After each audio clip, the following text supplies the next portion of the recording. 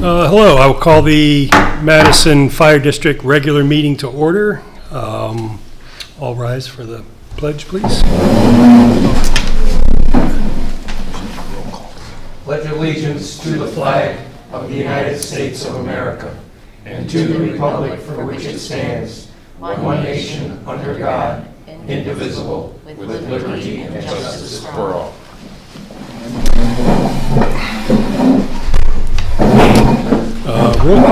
Roll call, please.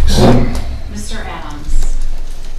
Mr. Anderson. Here. Mr. Donaldson. Here. Mr. Lee. Here. Mr. Sill. Here. Mr. Wayman. He had another commitment. He won't be here tonight. Very good. Can we review the minutes for the regular meeting of July 17th, 2024? I'll make that motion, Mr. Chairman, for approval Thank you. of minutes. And thank you, Mr. Lee. Any discussion, comments, edits, corrections? Hearing none, roll call, please. Mr. Anderson. Yes. Mr. Sill. Yes. Mr. Lee. Yes. Mr. Donaldson. Yes. Approval of bills and payroll.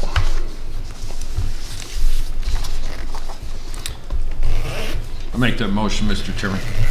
Thank you, Mr. Anderson. Second, please. I'll second. Thank you. Any discussion? Just so you know, out of the ordinary item that we had for July was the Pikes Car Star collision for $6,457.87. And that was with the deer hitting the squad, and that we received the reimbursement check from VFIS. Okay. Any other questions? Roll call, please. Mr. Anderson. Yes. Mr. Sill. Yes. Mr. Lee. Yes. Mr. Donaldson. Yes. July 2024 financial report. Sure, we started July with $6,363,486.56. Our month-to-date revenue was $137,895.57. Our year-to-date revenue is $3,012,116.45. Our, again, month-to-date expenditures was $266,964.60. Our year-to-date expenditures is $2,235,577.42. And we're starting August with $6,234,417.53. Okay, thank you. Any questions regarding the finance report? No questions. Okay. Opening public portion. Mr. Baker, How are you, sir? do we need your name and address for the record, or do we I not had do it that? sign in. Okay. Todd Baker. It's been a year since my retirement. I intentionally kept my distance from the fire district in an effort to let the new administration take over. And secondly, because it's terribly unwelcoming. I can't think of anywhere that's more unwelcoming since my 35 years of service. And I felt the need to speak up about some of the things. I have several members of this department that still communicate with me and have been doing so for the last several months. And I thought tonight was the night that I wanted to, it's been a year, and I wanted to talk about 3 specific points: leadership, personnel, and planning. The first topic with leadership, you know, during my time here, I was involved in the day-to-day operation. I took criticism from officers for having open door policies. And one of the things I'm hearing now is that it is a day-to-day operation, and people aren't really engaged and don't really know the direction of the department. I hear about officers talking about adding staffing, and as you know, that was something that I was trying to promote as well. But at the same time, officers aren't participating on calls. We're worried about numbers of people, and there's officers that send 2 people to calls rather than going to participate. Not really an example of leadership. Leadership's about being out in front, educating, setting the bar, setting an example. You know, strong leaders step up in times of challenge, and weak leaders bubble. I hear that I'm referred to now as the other guy, so anytime there's issues or anytime there's comments, I'm the other guy. And I find it ironic because people inside and outside the organization talk about how apparently I wasn't there for the succession of the next leadership team. And the one thing I'll tell you is each of you have my phone number and each of the officers have my phone number. It's not my responsibility to chase down my successor. It's the successor's responsibility to chase down the leader. So I just wanted to put that out there because I served this community for 35 years. I gave my heart and soul, probably more than I should have, to the community. And it's really disheartening to have that kind of response from the people that are here in the administration and the leadership team. Leadership's also about setting the example with moral and ethical decisions. And I have some concerns about things that have happened here. In December of 2023, the board meeting minutes reflect the fact that there was going to be a purchase of 2 sets of Hamatro extrication tools. I'm very familiar with the bid process, as you know, because I sat here. What I found interesting is two sets would be purchased. I know they cost between $45,000 and $50,000. I understand they're at a bid threshold. But yet in January, in Resolution 2401, 1 set was purchased. In February, in Resolution 2403, the 2nd set was purchased. Now, I'm not saying that, I don't know that Hamatro was on the state bid process, but I'm saying these are examples of things that bring questions to leadership. I'm not filing the complaint, I just simply have concerns. I have concerns because I hear in the last 12 months there's been multiple write-ups, there's been somebody suspended for a week, which has never happened in the history of the department to a full-time member. And I've heard people say that he's not protected by the collective bargaining agreement because he's a probationary employee.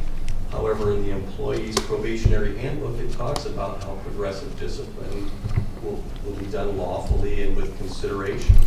I think suspending somebody for saying a word sets a horrible precedence, because what happens to somebody who unlawfully gets into your email?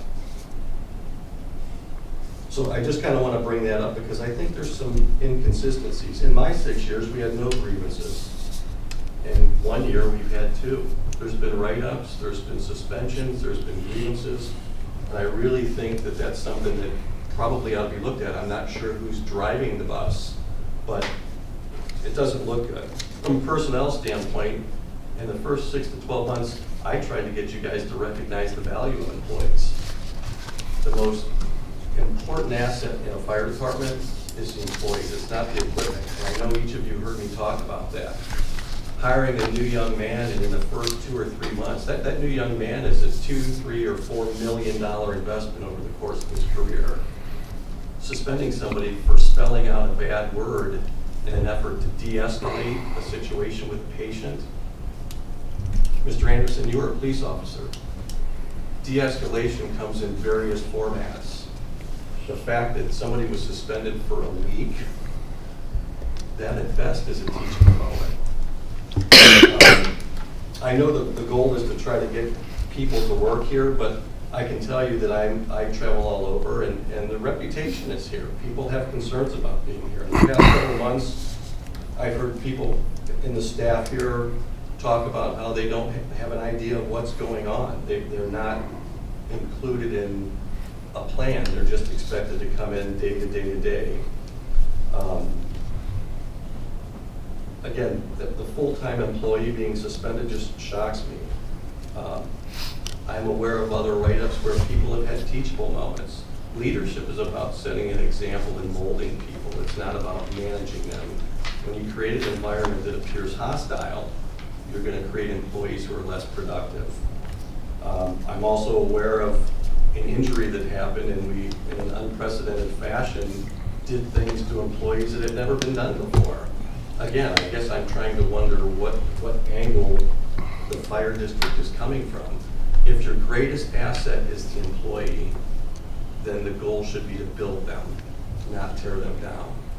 And while you may be targeting an individual or two, what you're doing is you're sending a message to the entirety of the staff. The staff that is a challenge for you on a day-to-day basis. And the last thing I want to bring up is planning.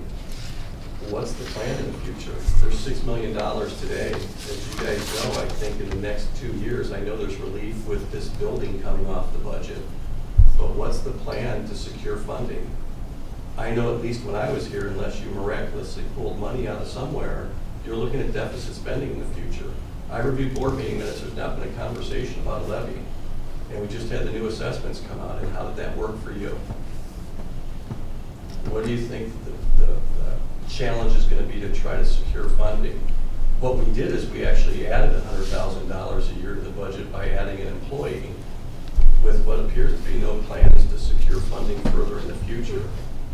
So I just wanted to come because I poured my heart and soul into the organization, and I know many of these people do, but I think we really need to pay attention to the direction because it took a team of people years to build. It'll take a team of people months to tear down. And I challenge the board to make sure that everybody's awake and that we're doing what's right for Madison because Madison deserves that. Madison doesn't deserve employees being treated as they are. There's a double set of standards, and I don't want to rehash all, but it wasn't that long ago that we had malfeasance that went with a slap. Somebody says the B word and they're suspended for a week. I certainly hope the board was part of that decision making. I think that sends some terrible messaging. I still love this department. I watch from a distance. You won't see my face again until I have more things that people have talked about that somebody needs to speak up. Failing to plan is planning to fail. That's all I got. Okay, thank you. Any other comments from the floor? How about online?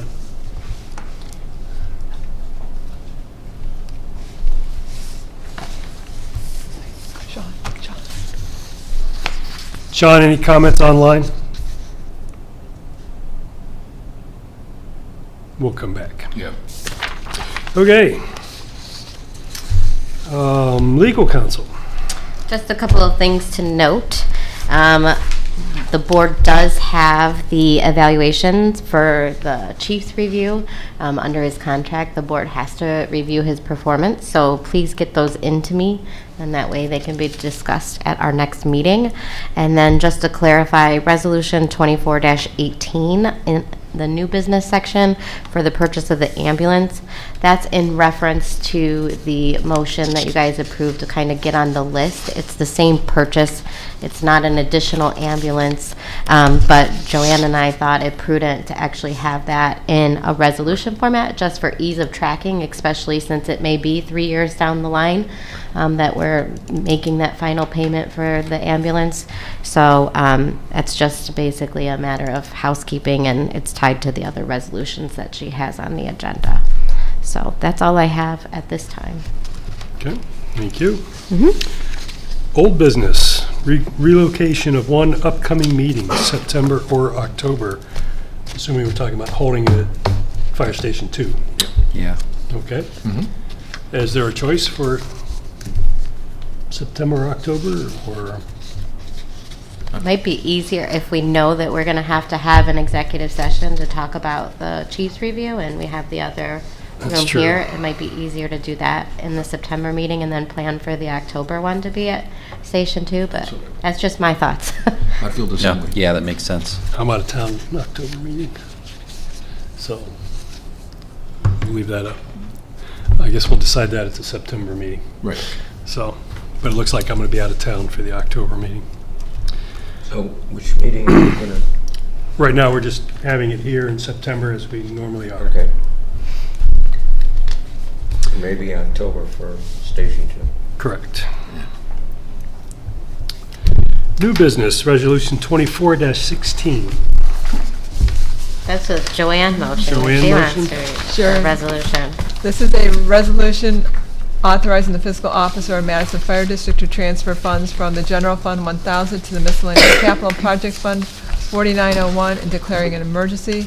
The reason I'm asking for this transfer, again, this is for the new squad that you guys approved last month. I want to get the money moved into the capital so it is there, and we have it earmarked specifically for the state auditors.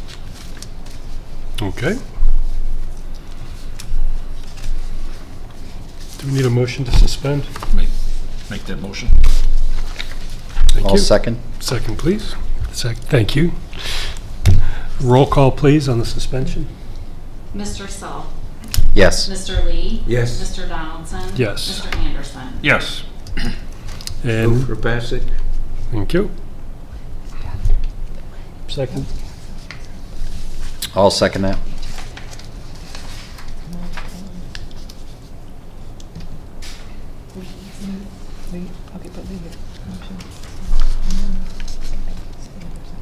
Wait, second was Anderson. Mr. Sell. Mr. Sill was second.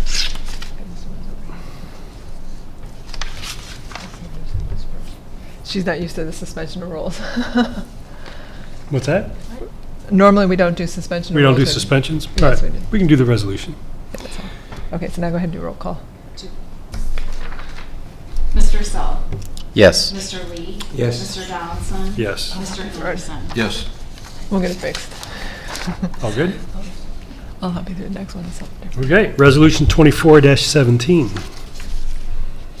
Joanne, you want to read it or you want me to? No, this is a resolution approving to amend the permanent appropriations for current expenses and other expenditures of the Madison Fire District, Lake County, Ohio, during the period ending December 31st, 2024. And again, this is to transfer out the money from the new rescue squad in the general fund to the capital. Yes. Move to approve. Thank you. I'll second. Thank you. Any discussion? No. Roll call, please. Mr. Lee. Yes. Mr. Donaldson. Yes. Mr. Anderson. Yes. Mr. Sill. Yes. Resolution 24-18. So resolution authorizing the purchase of a 2026 E450 Type 3 Lifeline Victory Liner ambulance, amount estimated not to exceed $284,865.00 from P-Fund Superior Sales Company, Inc., as approved and specified through the Ohio Department of Administrative Services, DAS, Office of State Purchasing Cooperative, and authorizing payments provided pursuant to DAS pricing schedules, the Ohio STS contract, and purchase agreement with P-Fund Superior Sales Company, Inc. Thank you. I'll make the motion, Mr. Chairman. Thank you, Mr. Anderson. I'll second. Thank you. Any further discussion? Hearing none. Roll call, please. Mr. Donaldson. Yes. Mr. Anderson. Yes. Mr. Sill. Yes. Mr. Lee. Yes. Okay, Chief's report. Thank you, Mr. Chairman. According to Sean, there was no comments online before. Okay, thank you. You're welcome. We have anniversaries. Inspector Jim Solomosi has 5 years. Captain Frank Henry, who's in the audience, has 25. Congratulations. Yeah. Overview of the budget. Tax revenue collected, we have 63.2% of the year-to-date. And I believe we just got a deposit really not too long ago here. Joanne maybe can expound on that. EMS revenue collected, we have 76.5% of the yearly projection, which is above the norm. Staffing overview, it's continues to be fluid but stable. We have our schedule's looking very good. We've hired the 3 I mentioned last month. They're already off probation or off the phase 1, so they can start signing up for shifts. The schedule only has a few gaps, so it's we're mostly full starting next week and going on. Call volume, we went on 353 calls for service in July. We're on pace for 3876. Last year at this time we had for last year we had 3720 total, so we're on pace to do a little bit more this year, which is understandable. Fire inspections are in the folder for your viewing pleasure. Vehicles, we currently shopping for the new 2100. I did test drive a couple today up at the Classic in Madison here with Mr. Andrew, a nice young gentleman, and I test drove a Dodge Durango and one of their Ford Explorers, and I'll have something hopefully at the next meeting for you to review and discuss. I'd also like to talk about a new vehicle for Inspector Solomosi next year. He's driving the similar Dodge Charger that we had got from the cops many years ago. That's getting high in miles as well, and hopefully we can have a discussion on that maybe for the next budget cycle for 2025. And also the chase vehicle at Station 2, 2127. The lieutenants down there were having some trouble getting out of the driveway. And with all the increased traffic in town here and all the increased volume, Captain Fallhammer and Lieutenant Brewer added four more lights to the cab of the truck on the back of it, 2 on each side, so that there's side indication lights as opposed to just front and back, so people can actually see them at the end of the driveway so they can get out. So thanks to them for their hard work. Buildings, ongoing general cleaning, landscaping and maintenance. We have some more rock going around the stations here. We're cleaning out all the old landscaping, and Captain Henry Nashift has kind of been leading that. We are planning to do that at Station 2 as well. With the humidity and heat this year, the weeds have been out of control, so we're trying to kind of go with more of a southwest look, if you will, with the rock and the less maintenance on that. Station 2, I believe it was last week, we had sewer backup. We had a couple of blockages down there, so we were able to get Vince's out here to snake a couple of the lines. The front bathroom had a block, and also where the new part meets the old part. And once we get down there, maybe we can discuss it a little bit further. But I guess they didn't do anything that wasn't code, but there's a couple of 90s in there that they ran a camera through those pipes, and they said it's probably going to continue to happen every so often, so we may want to have some type of a maintenance or discuss maybe some sleeving if we have to go that route. So they were able to clear those clogs, and everything's been working for a fair fee, if you will. So they did a good job in getting down there that same day. The staff is looking at options to replace living room furniture. The recliners are several years old, so we're looking at fire station furniture, which was built by or started by a fireman. And it's very durable, a little bit larger, a little bit it's able to hold up in a fire station environment where things are being utilized 24/7, 365.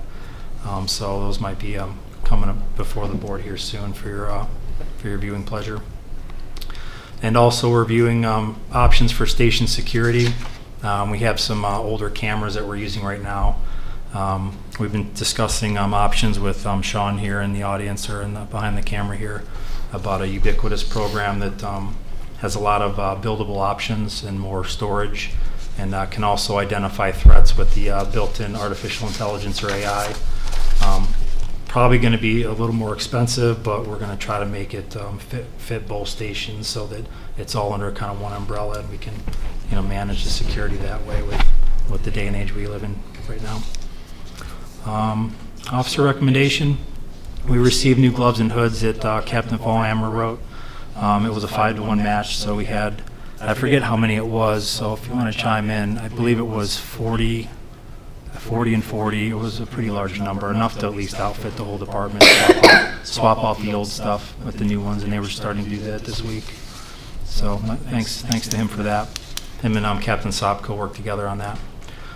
We're going to send 1 or 2 to the Honor Guard class in October, and this is to kind of help with our people. We lost Lieutenant Van Kramer almost 8 months ago now, and we had to utilize Perry for some of their Honor Guard stuff and to have them train our people up. So we want to kind of take care of that in-house, and not only send our people to this, train them up, but also be a resource for the rest of the county and the rest of the region for these things that are eventually going to happen to us. So, and I believe Jamie might be one of them that might be going in October here soon. So thank you for that. We're reviewing updating our MAVIS alarms, the mutual aid alarms. Every year we get to review these and send them back to Chief Ungers in Willoughby. He kind of handles that for the Lake County Chiefs. So we added some things to ours, our medical box. Typically there's only ambulances on there, so we went around and found some options for adding a truck or an engine so that we can have more of a little bit more staffing to help out with those mass casualties or the medical calls, should we need to drop those. The new updates will go in effect on January 1st of 2025. Other things, staff completed hydrants for the season in early August, which is almost a record. It seems like we always kind of went into September and October with those. Our hazmat fee, which we pay every year for the hazmat team, and it kind of covers maintenance expenses. They are also purchasing. Go into executive session. They're also covering blankets for electric vehicles. Those fires are very difficult to put out. So a lot of times you either have to submerge the car in water or actually cover it with a blanket to kind of cover the oxygen and get into the fuel and the batteries. So they're going to be strategically placed throughout the county, and I let the Western Chiefs know that we'd be happy to house one and be a resource for that if we need to call out for that. The fee went up about $400, so it used to be for 24, it was $2,253.24. The 2025 fee is going to be $2,700, $2,703.89. So it's roughly a little over $400. The required Ohio auditor fraud training is ongoing. I believe we're complete. Lori and I and Joanne kind of spearheaded that, so everybody got their video, their certificate, and their documentation done. So thanks to the crew for that. Light Up the Park. We oversaw the fireworks setup, which Captain Sopko handled. Captain Fallhammer went down and set up the tent and the touch-a truck with the ambulance. We handed out all kinds of fire safety paraphernalia like coloring books, helmets, and wristbands that had a fire safety message on there that Lieutenant Sample had ordered and set up for us. And they were down there most of the night. I made an appearance for a couple hours and sat at the tent and met the public and everything, so that was very nice. They did a nice job down there with everything. And lastly, the dispatch increase we've been talking about. Typically, these are 3-year contracts that we get from the EOC for our dispatching. Not many other options to go with. I did discuss it with Chief Hager, and just with the logistics of it and trying to get something going this late in the game and just the setup that's needed, it's probably really not feasible. We're looking at a 3 to 4% increase, which is standard every year for that, and it's going to be a 1-year contract, so we'll be revisiting this next year. I think they're redoing all the contract language and how they got to the numbers for everybody, the 9 departments that use them. So we'll be discussing that at a future date. And then there'll be new charges based on call volume for the FSA upgrades that alert the station, alert the members for the calls. So I'll be waiting for that to come down as well. We have another meeting in October. I believe it's the last week of October, so I'll be able to update you guys probably the November meeting. So that is all I have. I will entertain any questions. Did the department get any kind of a notice on the activity up at Thompson Quarry over the weekend? There was, I believe it was There was no notice. their shift. So we, through radio traffic from different departments, we kind of identified, first we're thinking maybe something to do with the gun range. And then I believe I think Village might have called down because they were hearing it more and more, and then talked with Thompson Police Department. They advised it was a military Right. thing, and I do believe maybe I've later heard that there was additional stuff from the SWAT team they were destroying or removing whatever. But it was very loud. We actually had a few phone calls that came in here. Somebody asked if we had a trained ground, and I advised that we don't have anything like that. So No. there was some down in the court. So. Yes. Okay. Any other questions for the chief? Okay, thank you. You're welcome. Closing public portion. Any comments from the floor? How about online, Sean? No, sir, there's nothing else. Thank you very much. Any closing board comments from staff or board? None from me. Hearing none. I do not believe we have any further business. Next fire board meeting will be September 18th at 7 p.m. at this location. And I'll entertain a motion to adjourn. I'll make that motion. Thank you, Mr. Anderson. I'll second. Thank you, Mr. Sill. Any discussion? Roll call, please. Mr. Anderson? Yes. Mr. Sill? Yes. Mr. Lee? Yes. Mr. Donaldson? Yes. Adjourned at 7:36. 6:36. 6:36. Thank you.